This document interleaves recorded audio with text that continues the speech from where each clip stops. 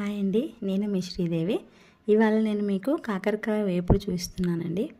కాకరకాయ ముందుగా పీల్ చేసి సన్నగా ముక్కలు తరుక్కొని పక్కన పెట్టుకోవాలండి.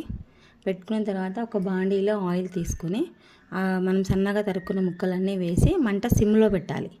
వీటిలోకి మనం తీసుకోవాల్సిన మసాలా కొబ్బరి, వెల్లుల్లి, ఉప్పు, కారం, పసుపు, జీలకర్ర అంతే అండి.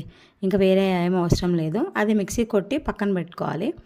పెట్టుకున్న తర్వాత మనము కాకరకాయలు ఆయిల్లో వేసాం కదండి, అవి ఇలా రెడ్డిష్ కలర్ వచ్చేంత వరకు వేయించుకోవాలి. వేయించుకున్న తర్వాత మనం రెడీ చేసి పెట్టుకున్న పౌడరు అందులో వేసేయాలండి. కొబ్బరి పొడి కొట్టి పెట్టుకున్నాం కదా, అది అందులో వేసేయాలి.